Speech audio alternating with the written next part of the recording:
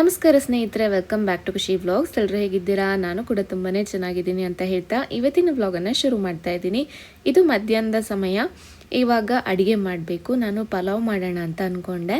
ಹಾಗೆ ಮನೆಯಲ್ಲೇ ನಾವು ಬೆಳೆದಿರೋ ಪುದೀನ ಸೊಪ್ಪನ್ನು ಕಿತ್ಕೊಂಬರೋಣ ಅಂತ ಅಂದ್ಕೊಂಡೆ. ತುಂಬ ಚೆನ್ನಾಗಿ ಬೆಳೆದಿತ್ತು. ಆದರೆ ಏನಂದರೆ ಇತ್ತೀಚೆಗೆ ಮಂಗಗಳ ಕಾಟದಿಂದ ಎಲ್ಲ ಅಂದರೆ ಏನು ಗಿಡನೂ ಬೆಳೆಸೋಕ್ಕಾಗ್ತಾಯಿಲ್ಲ.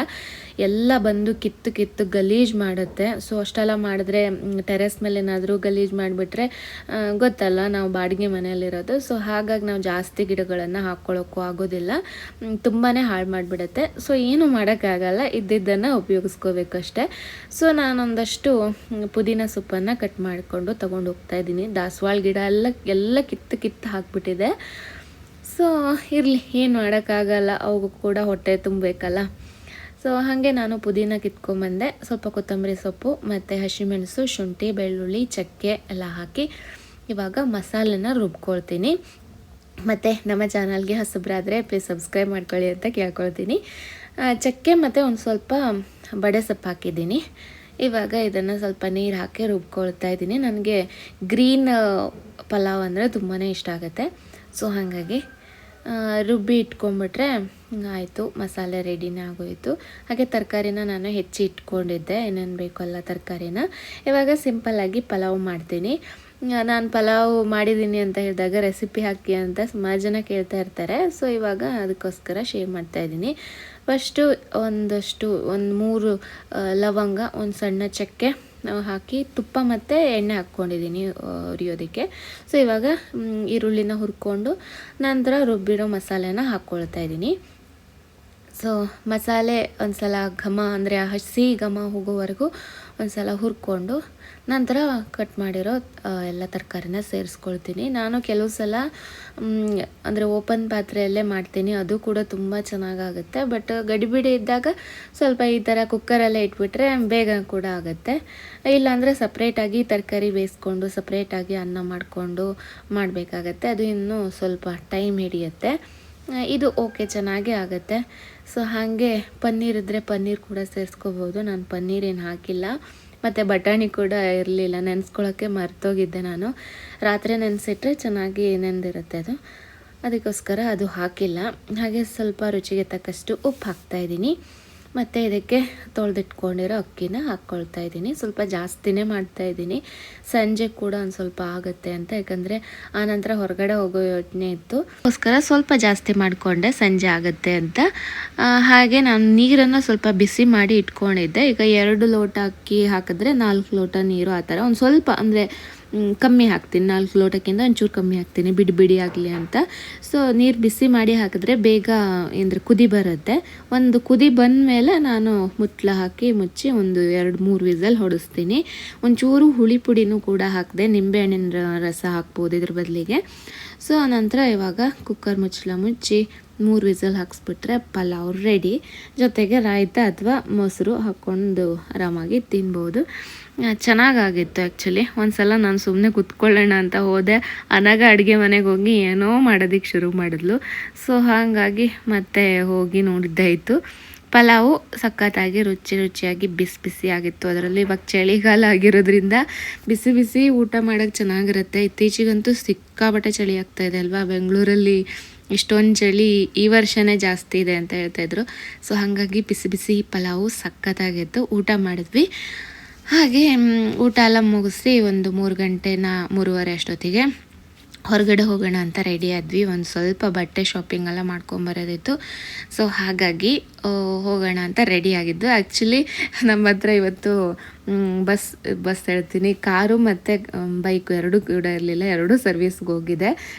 ಬೈಕು ಸರ್ವಿಸಿಗೆ ಕೊಟ್ಟಿದ್ರು, ಕಾರು ಕೂಡ ಸರ್ವಿಸಿಗೆ ಕೊಟ್ಟಿದ್ರು. ಯಾಕಂದರೆ ಊರಿಗೆ ಹೋಗಬೇಕು. ಸೊ ಊರಿಗೆ ಹೋಗೋಕ್ಕಿಂತ ಮುಂಚೆ ಒಂದು ಸಲ ಸರ್ವಿಸ್ ಮಾಡಿಸ್ಕೊಂಡು ಹೋಗ್ಬಿಟ್ರೆ ಚೆನ್ನಾಗಾಗುತ್ತೆ ಅಂತ ಎರಡೂ ಇರಲಿಲ್ಲ. ಸೊ ಹಾಗಾಗಿ ನಾವು ಆಟೋ ಬುಕ್ ಮಾಡಿಕೊಂಡು ಹೋದ್ವಿ. ಆಟೋದಲ್ಲಿ ಹೋಗೋದು ಅಂದರೆ ಮಗಳಿಗಂತೂ ಸಖತ್ ಇಷ್ಟ. ಯಾಕಂದರೆ ಫುಲ್ ಗಾಳಿ ಬರ್ತಾ ಇರುತ್ತಲ್ಲ, ಓಪನ್ ಇದ್ರೇ ಅವಳಿಗೆ ಇಷ್ಟ ಆಗುತ್ತೆ. ಸೊ ಹಾಗಾಗಿ ಆಟೋದಲ್ಲಿ ಹೋಗೋದಾ ಅಂತ ಅವಳು ಸಖತ್ ಖುಷಿಯಲ್ಲೇ ಬರ್ತಾಳೆ. ಆ್ಯಕ್ಚುಲಿ ಇವತ್ತು ನಾವು ವಿಶಾಲ್ ಮಾರ್ಟಿಗೆ ಹೋಗೋಣ ಅಂತ ಅಂದ್ಕೊಂಡ್ವಿ. ಬಟ್ಟೆ ಎಲ್ಲ ಸ್ವಲ್ಪ ಕಡಿಮೆಯಲ್ಲಿ ಸಿಗತ್ತೆ ಅಂತ ಕೇಳಲ್ಪಟ್ಟಿದ್ದೆ. ನಾನು ಹೋಗದೆ ತುಂಬ ವರ್ಷಗಳೇ ಆಗ್ಬಿಟ್ಟಿತ್ತು. ಒಂದು ಸಲ ನಾವು ಹೋಗಿದ್ವಿ ಲಾಕ್ಡೌನ್ಗಿಂತ ಮುಂಚೆ. ಸೊ ಇದು ವೈಟ್ ಫೀಲ್ಡಲ್ಲಿ ಇದೆ. ಸೊ ಹಾಗಾಗಿ ಹೋಗ್ತಾ ಇದ್ದೀವಿ. ಮಕ್ಕಳ ಬಟ್ಟೆ ಎಲ್ಲ ಚೆನ್ನಾಗೇ ಸಿಗುತ್ತೆ. ಅಂದರೆ ತುಂಬ ಹುಡುಕಿ ತೆಗಿಬೇಕು. ಸೈಜ್ ಸ್ವಲ್ಪ ಕಷ್ಟ ಆಗುತ್ತೆ ಹುಡ್ಕೋದಲ್ಲ, ಅಲ್ಲಲ್ಲೇ ಬೀಳಿಸ್ಬಿಟ್ಟಿರ್ತಾರೆ, ತುಂಬ ರಶ್ ಇರುತ್ತೆ. ಬಟ್ ಓಕೆ, ಕಲೆಕ್ಷನ್ ಇರುತ್ತೆ, ಚೆನ್ನಾಗಿರುತ್ತೆ. ಹುಡುಕಿ ತೆಗಿಬೇಕು. ಸೊ ನಾನು ಏನು ತೊಗೊಂಡೆ ಅಂತ ನಿಮ್ಗೆ ಆಮೇಲೆ ತೋರಿಸ್ತೀನಿ. ನಾನು ಡೈಲಿ ಯೂಸ್ಗೆ ಅಂತಲೇ ಒಂದಷ್ಟು ಬಟ್ಟೆನ ತೊಗೊಂಡಿದ್ದು. ಮತ್ತು ಅನಗಂಗೆ ಒಂದು ಪ್ಯಾಂಟು ಆ ಥರದ್ದೆಲ್ಲ ತೊಗೊಂಡೆ. ಆನಂತರ ಮೇಲ್ಗಡೆ ಇದು ಬಾಯ್ಸಿಗೆ ಇದೆ. ಸೊ ಅಲ್ಲಿ ಹೋಗಿ ಕೂಡ ನೋಡಿದ್ವಿ. ಅಲ್ಲಿ ಇವರಿಗೂ ಕೂಡ ತೊಗೊಂಡ್ವಿ. ಸೊ ಆನಂತರ ಏನಾದರೂ ತಿನ್ಬೇಕಂತ ಹೇಳೋದಕ್ಕೆ ಶುರು ಮಾಡಿದ್ಲು ಅನ್ನಾಗ. ಸೊ ಅದಕ್ಕೋಸ್ಕರ ನಾವು ಪಾನಿಪುರಿ ಹೇಳ್ತೀನಿ, ಮಸಾಲೆ ಪುರಿ ಏನಾದರೂ ತಿನ್ನೋಣ ಅಂತ ಬಂದ್ವಿ. ಪಾನಿಪುರಿ ತಿನ್ನಲ್ಲ ನಾನು, ಮಸಾಲೆ ಪುರಿನೇ ನಾನು ಸ್ವಲ್ಪ ಜಾಸ್ತಿ ತಿನ್ನೋದು. ಅದು ವಿಡಿಯೋ ಎಲ್ಲ ನೋಡಾದ್ಮೇಲೆ ಪಾನಿ ಕುಡಿಯೋಕ್ಕೆ ಹೊರಗಡೆ ಹೋದಾಗ ಬೇಜಾರು, ಅಂದರೆ ಭಯ ಆಗುತ್ತೆ. ಒಟ್ಟಿನಲ್ಲಿ ಮಸಾಲೆ ಪುರಿ ಮತ್ತು ಸ್ಯಾಂಡ್ವಿಚ್ ತೊಗೊಂಡಿದ್ವಿ. ಸಕ್ಕತ್ತಾಗಿತ್ತು. ಇದು ಎಲ್ಲಿ ಅಂತ ಆಮೇಲೆ ನಿಮಗೆ ತೋರಿಸ್ತೀನಿ, ವಿಡಿಯೋ ಮಾಡಿದ್ದೀನಿ. ಬಿಸಿಯಾಗಿ ಮಸಾಲೆ ಪುರಿ, ಸ್ಯಾಂಡ್ವಿಚ್ಚು ಮತ್ತು ಕಾಫಿ. ಆ ಚಳಿಯಲ್ಲಿ ಎಷ್ಟು ಸಕ್ಕತ್ತಾಗಿತ್ತು ಅಂದರೆ ಮಸ್ತಾಗಿ ಕಾಫಿ ಕೂಡ ಕುಡಿದ್ವಿ. ಮಸ್ತಿತ್ತು. ಅಂದರೆ ನಂಗೆ ಜಾಸ್ತಿ ಶುಗರ್ ಹಾಕಿದರೆ ಚೆನ್ನಾಗಾಗಲ್ಲ, ಒಂದು ಸ್ವಲ್ಪನೇ ಶುಗರ್ ಹಾಕಬೇಕು. ಸೊ ಅದೇ ಥರ ಇತ್ತು, ಸಖತ್ತಾಗಿತ್ತು. ಕಾಫಿ ಕುಡಿದು ಅಷ್ಟು ತಿಂದು ನಂತರ ಬಂದ್ವಿ. ನೋಡಿ, ಇದು ನೈವೇದ್ಯ ಅಂತ ಕಾಣಿಸ್ತಾ ಇದೆಯಲ್ವಾ, ಇದು ವೈಟ್ ಫೀಲ್ಡ್ ಹೋಪ್ ಫಾರ್ಮ್ ಸರ್ಕಲಲ್ಲಿ ಇದೆ. ಸೊ ಅಲ್ಲಿ ತಿಂದ್ಕೊಂಡು ಇವಾಗ ಅಲ್ಲಿಂದ ಹೊರಡಬೇಕು. ಆಟೋ ಬುಕ್ ಮಾಡಿದ್ವಿ. ಸೊ ಆಟೋ ಬುಕ್ ಮಾಡಿಕೊಂಡು ಹೋಗೋದು. ತುಂಬ ಚೆನ್ನಾಗಿದೆ, ಇಲ್ಲಿ ತಿನ್ಬೋದು. ಹಾಗೆ ಇವಾಗ ಮನೆ ಕಡೆ ಹೊರಟ್ವಿ. ಸುಮಾರು 6:30 ಮೇಲೆ ನಾವು ಮನೆಗೆ ಬಂದು ತಲುಪಿದ್ವಿ. ಬೇಗ ಕತ್ಲೆ ಆಗ್ಬಿಡುತ್ತಲ್ವ, ರಾತ್ರಿ 8 ಗಂಟೆ ಆಗಿರೋ ಥರ ಇತ್ತು. ಹೋಗ್ತಾ ಇದ್ದೀವಿ. Hi friends, welcome back. So ಸಿಕ್ಕಾಪಟ್ಟೆ ಚಳಿ ಇದೆ. ನಾನು ಬೆಂಗಳೂರಲ್ಲಿ ಈ ಥರ ಸ್ವೆಟ್ರೆಲ್ಲ ಹಾಕ್ಕೊಳ್ಳೋದು ತುಂಬಾ ಕಡಿಮೆ ಆಗಿತ್ತು. ನನ್ನ ಹತ್ರ ಚಳಿ ತಡಿಯೋಕ್ಕಾಗಲಿಲ್ಲ ಇವತ್ತು. ಅದಕ್ಕೋಸ್ಕರ ಎಲ್ಲ ಸ್ವೆಟ್ರೆಲ್ಲ ಹಾಕ್ಕೊಂಡಿದ್ದೀನಿ. ಹಾಗೆ ನಾನು ನಿನ್ನೆ ತೊಗೊಂಬಂದಿರೋ ಬಟ್ಟೆನ ತೋರಿಸೋಣ ಅಂತ ಅಂದ್ಕೊಂಡೆ. ವಿಶಾಲ್ ಮಾರ್ಟಲ್ಲಿ ಬಟ್ಟೆ ಹುಡುಕಿ ತೊಗೋಬೇಕು. ಅಂದರೆ ಸೈಜೆಲ್ಲ ನೋಡಿ, ಬಟ್ಟೆ ಚೆನ್ನಾಗಿದೆಯಾ ಅಂತ ನೋಡಿ ತೊಗೊಂಡ್ರೆ ಚೆನ್ನಾಗಿರೋದೇ ಸಿಗುತ್ತೆ, ಕಡಿಮೆ ಬೆಲೆಗೆ ಸಿಗುತ್ತೆ. ನಾನು ಈ ಥರ ಒಂದು ಶಾರ್ಟ್ ಟಾಪನ್ನು ತಗೊಂಡೆ, ವೈಟ್ ಕಲರು, ಈ ಥರ ಇರೋದು. ನನಗೆ ಈ ಥರದ್ದು ಬೇಕಿತ್ತು. ಸೊ ಅದಕ್ಕೋಸ್ಕರ ತಗೊಂಡೆ. ಒಂಥರ ಏನು ತುಂಬ ಚೆನ್ನಾಗಿದೆ ಅಂತಲ್ಲ, ಬಟ್ ಓಕೆ, ಎಲ್ಲಾದರೂ ಹೊರಗಡೆ ಹೋಗುವಾಗ ಹಾಕ್ಕೊಳ್ಳೋದಕ್ಕೆ ಸಿಂಪಲ್ ಆಗಿರೋದೊಂದು ಶಾರ್ಟ್ ಕುರ್ತಾ ಟೈಪ್ ತಗೊಂಡೆ. ಸೊ ಈ ಥರದೊಂದು ಪ್ಯಾಂಟ್ ತಗೊಂಡೆ. ನನಗೆ ಇದು ಕಲರು ಬೇರೆ ಬ್ಲ್ಯಾಕ್ ಅಥವಾ ಮರೂನ್ ಆ ಥರ ಕಲರ್ ಬೇಕಿತ್ತು, ಬಟ್ ಆ ಕಲರ್ ಇರಲಿಲ್ಲ ಅಲ್ಲೇ. ಸೊ ಕ್ವಾಲಿಟಿ ತುಂಬಾ ಚೆನ್ನಾಗಿದೆ ಇದ್ರದ್ದು, ಟ್ರಾವೆಲ್ ಮಾಡುವಾಗ ಹಾಕ್ಕೊಳ್ಳೋಕ್ಕೆ ಮತ್ತು ಆನಂತರ ಮನೇಲಿ ಹಾಕ್ಕೊಳ್ಳೋಕ್ಕೂ ಆಗುತ್ತೆ. ಸೊ ಹಾಗಾಗಿ ತೊಗೊಂಡಿದ್ದೀನಿ. ಇದಕ್ಕೆ 500 ಕೊಡ್ಬೋದು. ತುಂಬ ವರ್ತ್ ಇದೆ. ಇದು ತುಂಬ ಚೆನ್ನಾಗಿದೆ, ಕ್ವಾಲಿಟಿ ಸಕ್ಕ ದಪ್ಪಾಗಿ ಇದೆ. ಹಾಗೆ ಅಚ್ಚುತ್ತ ಅವ್ರದ್ದು 2 ಟೀ ಶರ್ಟು, ಅದನ್ನು ತೋರಿಸಲ್ಲ ಅವ್ರ ಬಟ್ಟೆ. ನಾನು ಟೀ ಶರ್ಟ್ ತೊಗೊಂಡೆ 2. ಸೊ ಇದು ಎಷ್ಟು ಗೊತ್ತಾ ರೇಟ್ ಕೇಳಿದ್ರೆ, 119 ರೂಪಾಯಿ. ಬೈ 3 get 1 ಫ್ರೀ ಇತ್ತು. ನಾನು 2 ತೊಗೊಂಡೆ, ಯಾಕಂದರೆ ಕ್ವಾಲಿಟಿ ಹೆಂಗೆ ಬರುತ್ತೆ ಗೊತ್ತಿಲ್ಲ. ಒಂದ್ಸಲ ನೋಡಿ ತೊಗೊಂಡು ಹೆಂಗೆ ಬರುತ್ತೆ ನೋಡಿ, ಬೇಕಾದರೆ ಆಮೇಲೆ ತೊಗೋಬೋದು. 2 ತೊಗೊಂಡೆ ಡೈಲಿ ಯೂಸ್ಗೆ. ಓಕೆ, ಚೆನ್ನಾಗಿದೆ, ಹೆಂಗೆ ಬರುತ್ತೋ ಗೊತ್ತಿಲ್ಲ. ಸೊ 2 ತೊಗೊಂಡೆ ಆ ಥರದ್ದು. ವಿಶಾಲ್ ಮಾರ್ಟಲ್ಲಿ ಆಫ್ಟರ್ ಅ ಲಾಂಗ್ ಟೈಮ್ ಇದು ಚೆನ್ನಾಗಿದೆ ಕಲರು. ಸೊ 119 ರೂಪಾಯಿ ಆರಾಮಾಗಿ ಕೊಡ್ಬೋದು. ಬಟ್ ಎಷ್ಟು ದಿನ ಬರುತ್ತೋ ಗೊತ್ತಿಲ್ಲ. ಮತ್ತು ಅನ್ನಗಂಗೆ ಒಂದು ಪ್ಯಾಂಟ್ ತೊಗೊಂಡೆ.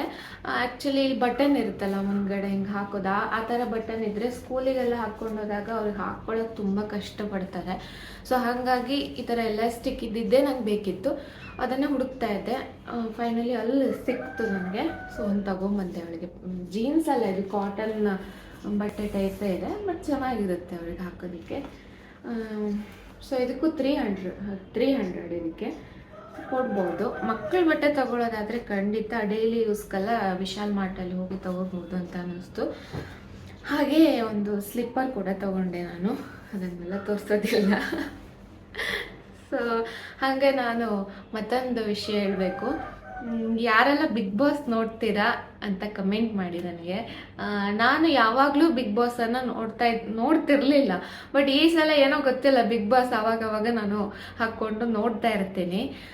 ನನಗೆ ಎಲ್ಲಿ ಕನೆಕ್ಟ್ ಆಗಿದ್ದು ಅಂದರೆ ರಕ್ಷಿತಾ, ಮಂಗಳೂರು ರಕ್ಷಿತಾ ಇದ್ದಾರಲ್ಲ, ಅವರು ಬಂದಾಗ ನನಗೆ ಯೂಟ್ಯೂಬರ್ ಅಲ್ವಾ, ಸೊ ಅದೊಂಥರ ಕನೆಕ್ಟ್ ಆಯಿತು ನನಗೆ. ಸೊ ಮತ್ತು ಎಲ್ಲೋ ಒಂದು ಕಡೆ ಮಿಡಲ್ ಕ್ಲಾಸ್ ಫ್ಯಾಮಿಲಿ ಹುಡುಗಿ, ಮತ್ತು ಒಂಥರ ಸ್ವಲ್ಪ ಇನೋಸೆಂಟ್ ಥರ ಪಾಪ ಅನಿಸ್ತಾ ಇತ್ತು ನನಗೆ. ಸೊ ಹಾಗಾಗಿ ಆ ರಕ್ಷಿತಾ ನೋಡಬೇಕು ಅಂತಲೇ ಕೆಲವು ಸಲ ಬಿಗ್ ಬಾಸ್ ನೋಡ್ತಾ ಇದ್ದೆ. ಆಮೇಲೆ ಗಿಲ್ಲಿ ನಟ ಕೂಡ ಸ್ವಲ್ಪ ಇಷ್ಟ ಆಗ್ತಾ ಇದ್ರು.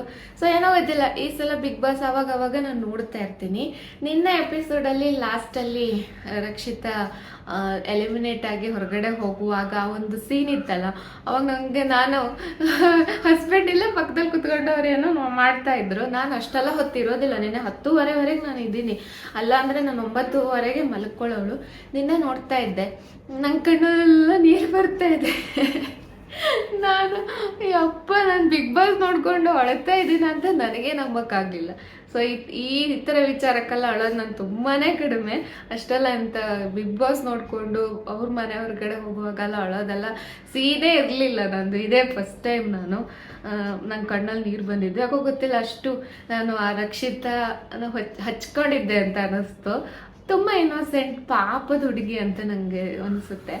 ಸೊ ಸೀಕ್ರೆಟ್ ರೂಮಿಗೆ ಹೋಗಿದ್ದಾರೆ ಅಂದಾಗ ಸಖತ್ ಖುಷಿ ಆಯಿತು.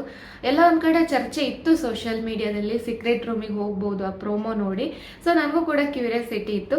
ಬಟ್ ಅವ್ರು ಹೊರಗಡೆ ಹೋಗುವಾಗ ನಾನು ನಿಜ ಹೋಗ್ತಾ ಇದ್ದೀನಿ, ಮತ್ತೆ ಬರ್ಲಿಕ್ಕಾಗೋದಿಲ್ಲ ಅಂತೆಲ್ಲ ಹೇಳಿದಾಗ ಪಾಪ ಅನಿಸ್ಬಿಡ್ತು. ಹೊರಗಡೆ ಹೋಗುವಾಗ ಸಖತ್ ಬೇಜಾರಾಗಿ ನನಗೆ ನಂಗೆ ಗೊತ್ತಿಲ್ಲ, ನಂಗೆ ಕಣ್ಣಲ್ಲಿ ನೀರು ಬಂದಿದೆ ಅಂತ ನಂಗೆ ಗೊತ್ತಿಲ್ಲ, ಅಷ್ಟು ಇನ್ವಾಲ್ವ್ ಆಗಿ ನೋಡ್ತಾ ಇದ್ದೀನಿ. ಆಮೇಲೆ ನೋಡಿದ್ರೆ ಹಿಂಗೆ ಒರೆಸ್ಕೊಳ್ತಾ ಇದ್ದೆ. ನಾನು ಬಿಗ್ ಬಾಸ್ ವಿಚಾರನ ಯೂಟ್ಯೂಬ್ನಲ್ಲಿ ಮಾತಾಡ್ತೀನಿ ಅಂತ ಅಂದ್ಕೊಂಡೇ ಇರಲಿಲ್ಲ, ಅಂದರೆ ನನ್ನ ಚಾನಲಲ್ಲಿ. ಬಟ್ ಈ ಸಲ ನನಗೆ ಅನಿಸಿದ್ದು ಅಂದರೆ ಏನೇ ಆಗಲಿ, ಒಂದು ಪ್ರೋಗ್ರಾಮ್ ಅಥವಾ ನಮ್ಮಲ್ಲಾದರೂ ಒಂದು ನೆಗೆಟಿವ್ ಸೈಡು, ಒಂದು ಪಾಸಿಟಿವ್ ಸೈಡು ಅಂತ ಇದ್ದೇ ಇರುತ್ತೆ. ಅಷ್ಟು ದೊಡ್ಡ ಅಂದರೆ ಎಲ್ಲರೂ ಬೇರೆ ಬೇರೆ ಕ್ಷೇತ್ರದಿಂದ ಬಂದವರು, ಬೇರೆ ಬೇರೆ ಥರದ ಜನರು, ಬೇರೆ ಬೇರೆ ಥರದ ವ್ಯಕ್ತಿತ್ವ ಇದ್ದಾಗ ಜಗಳಗಳು ಆಗೋದು ಸಹಜ. ಮನೆಯಲ್ಲೇ ನಾವು ಜಗಳಾಡ್ತೀವಿ ಅಲ್ವಾ, ಸಂಬಂಧಿಕರೇ ಜಗಳಾಡ್ತೀವಿ. ಅವ್ರು ಯಾರ್ಯಾರು ಅಂದರೆ ಸಂಬಂಧಿಕರಲ್ಲ, ಏನಲ್ಲ, ಬೇರೆ ಬೇರೆ ಕ್ಷೇತ್ರದಿಂದ ಬಂದವರು, ಕೆಲವೊಂದು ಜಗಳಗಳು ಆಗುತ್ತೆ. ಇವಾಗ ನಮ್ಗೆ ಇಷ್ಟ ಆಗಿಲ್ಲ ಅಂದರೆ ನಾವು ಆಫ್ ಮಾಡ್ಬೋದು, ಟಿ ವಿ ಫೋರ್ಸ್ ಮಾಡಿ ನೋಡಬೇಕು, ಯಾರೂ ಹೇಳೋದಿಲ್ಲ. ಸೊ ಒಂದು ಪಾಸಿಟಿವ್ ಆಗಿ ತಗೊಳಕ್ಕೆ ಹೋದಾಗ ಕೆಲವೊಂದನ್ನು, ಅಂದರೆ ಇವಾಗ ಎಕ್ಸಾಂಪಲ್ ರಕ್ಷಿತಾ ಅವ್ರನ್ನೇ ತಗೊಂಡ್ರೆ, ಒಂದು ಯೂಟ್ಯೂಬರ್ ಆಗಿದ್ರು, ಒಂದು ಮಿಡಲ್ ಕ್ಲಾಸ್ ಫ್ಯಾಮಿಲಿ ಹುಡುಗಿ ಅಂತ ದೊಡ್ಡ ಅವಕಾಶ ಸಿಕ್ತು. ಸೊ ಹಾಗಾಗಿ ನಾವು ನಮ್ಮ ಕೈಯಲ್ಲಿ ಏನಾಗುತ್ತೆ, ನಮ್ಮ ಕೈಯಲ್ಲಿ ಏನಿಲ್ಲ ಅಂತ ಒಂದು ಅಂದ್ಕೊಳ್ಳೋದಕ್ಕಿಂತ ನಾನೇನಾದರೂ ಒಂದು ಮಾಡ್ತೀನಿ, ನಾನು ಇದ್ದಿದ್ರಲ್ಲೇ ಏನಾದರೂ ಬೆಸ್ಟ್ ಮಾಡ್ತೀನಿ ಅನ್ನೋ ಒಂದು ಮೈಂಡ್ ಸೆಟ್ಟು, ಅಂದರೆ ಅವ್ರು ನೋಡಿದಾಗ ಒಂದು ಇನ್ಸ್ಪಿರೇಷನ್ ಬರುತ್ತೆ ಅಂತ ಅನ್ನಿಸ್ತು. ಸೊ ನಾವು ಪಾಸಿಟಿವ್ ಆಗಿ ಏನಿದೆ ಅದನ್ನು ತಗೋಬೇಕು ಅಂತ ನನಗೆ ಅನಿಸುತ್ತೆ. ಸೊ ಅದಕ್ಕೋಸ್ಕರ ಕೆಲವು ಸಲ ನಾನು ಬಿಗ್ ಬಾಸ್ ಅದನ್ನು ನೋಡ್ತೀನಿ, ಇಷ್ಟ ಆಗುತ್ತೆ ನನಗೆ. ಸೊ ಯಾವಾಗಲೂ ಡೈಲಿ ಅಂತ ಇಲ್ಲ, ಒಂದೊಂದ್ಸಲ ಈಗ ವೀಕೆಂಡಲ್ಲೆಲ್ಲ ಸುದೀಪ್ ಸರ್ ಬಂದಾಗ ಅದೊಂಥರ ಚೆನ್ನಾಗಿರುತ್ತೆ. ಸೊ ಅವಾಗೆಲ್ಲ ನೋಡ್ತಾ ಇರ್ತೀನಿ. ಇಷ್ಟ ಹೇಳ್ತಾ ಇವತ್ತಿನ ವಿಡಿಯೋವನ್ನು ನಾನು ಮುಗಿಸ್ತಾ ಇದ್ದೀನಿ. ಈ ವಿಡಿಯೋ ಇಷ್ಟ ಆದರೆ ಲೈಕ್ ಮಾಡಿ, ಹಾಗೆ ನಮ್ಮ ಚಾನಲ್ನ ಸಬ್ಸ್ಕ್ರೈಬ್ ಮಾಡ್ಕೊಳ್ಳಿ. ಸಿಗೋಣ ಮುಂದಿನ ವಿಡಿಯೋದಲ್ಲಿ. ಅಲ್ಲಿವರೆಗೂ ನಮಸ್ಕಾರ.